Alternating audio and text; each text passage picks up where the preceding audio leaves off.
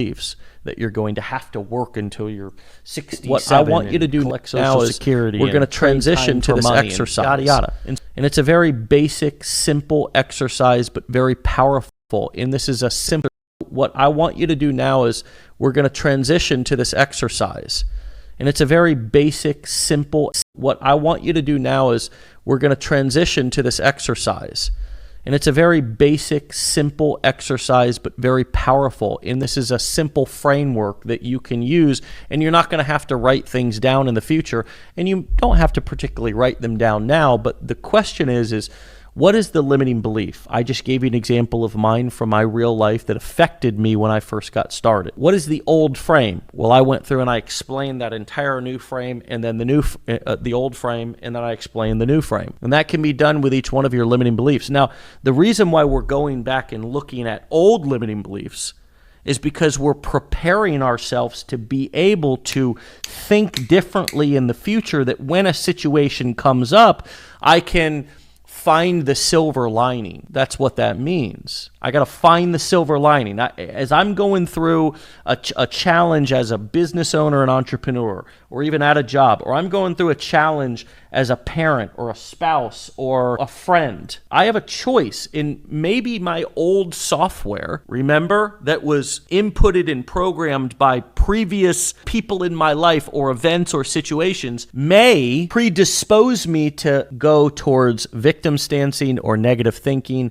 or right into a limiting belief. Well, this is happening, and this is why I can't succeed. Taking everything that happens as a sign and a message that you're not good enough. If you don't learn how to reframe things, then every hurdle or challenge that comes up, the message and the belief that you're going to take from that situation is, I'm not good enough, or this is why I shouldn't be doing this, or this is why I don't deserve this, or this is, right? This is why selling is hard. It makes me anxious. It's miserable. It's painful. When in reality, as an entrepreneur, you're going to need to be selling and marketing. Money flows to you easily, effortlessly, and it's fun. It's exciting. It gets my adrenaline rushing. It's a challenge, and I love challenges because I'm developing my grit.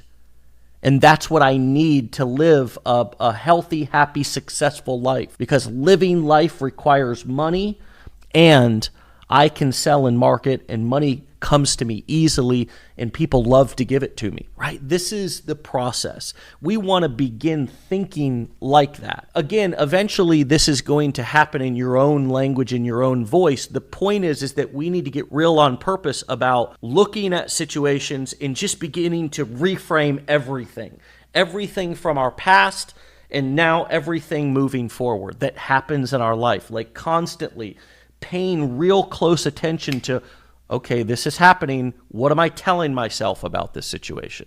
What meaning am I attaching to this situation? Because that's the most empowering thing about life, is I have the choice to attach whatever meaning that I want to attach. I can put whatever frame I want to put on any situation in life. I get to choose that. That's something that, let's put all the money, the success, all the external stuff aside for a second. That's a beautiful thing about life. That's an empowering thing about life. You're in control of that. So we want to get used to knowing that no matter what comes down the pipeline, I can choose the frame that I look at this through. Now, how else is this going to help you? If you want to be a person of persuasion and influence, which likely you do. Confident people are persuasive people. They're charismatic people. They're influential people. Well, you need to also be able to frame things for people so they can see them in a positive light, so you can persuade them to do what you want to do. That's what confidence is about. Let's look at one of the most basic examples. Guy walks up to girl in bar to get phone number. He's persuading her to give her a piece of personal information so he can contact her. She doesn't know him from Adam. He could be a total creep. And if he comes off as lacking confidence, that's a number one thing. If you want to get laid or paid in life, it's all about confidence. Same thing, more PG-rated topics like be a good parent. You're constantly selling. You're constantly selling to your children. You're constantly selling to friends and family. and especially in business, learning how to frame things for people. So you need to get really good at framing situations for yourself. You can't just get good at framing things for other people, but live in lack in limiting beliefs yourself. It doesn't work like that. It starts within. Outer success and abundance starts within. Here's what I want you to do. I want you to go through and I want you to look at these limiting beliefs that you identified from lesson 1. And I want you to write down the old frame or think about. I don't care if you got to talk to yourself out loud. You work the exercises however you want to work them.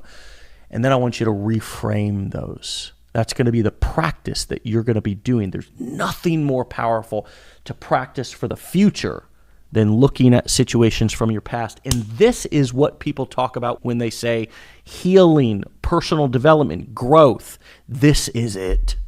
So by you doing this and looking back and identifying these places where you were looking at situations through a disempowering frame, you're going to take that beautiful photo out of that old, dirty, clanky, old, ugly frame. And you're going to put it in a new, nice frame that's going to be beautiful and refreshing and inspiring. It's going to allow you to find the teachable moments and the learning lessons from that situation and the gratitude, and be thankful that those situations happened to you because you did learn something from them. Even the worst situations that happened in your life that created the most difficult limiting beliefs in your life. And look, people have extraordinary limiting beliefs from trauma, drama, abuse, things of that nature. This can go very deep, and you can go as deep as you want to go. I'm staying somewhat at a level that I am legally able to talk about. I'm not a licensed therapist, and I'm not looking to do trauma counseling with you. You may identify some things within this exercise that you do need to go get some outside help, or it would help for you to hire somebody professionally to help you to sort through and unpack. However, this is a great start, and you're doing amazing by being willing to do this work. And hopefully this talk in this lesson has inspired you to want to do this work, because this work is the exact work that I've done and is my secret weapon to my entrepreneurial success. For example, it's not that I was born with it. Again, this isn't Maybelline. Maybe she was born with it. No, this has been recovery work. A lot of this work I've done through my own sobriety and recovery work and therapeutic work and personal development work in different courses and workshops and books and so forth that I've done and gone deep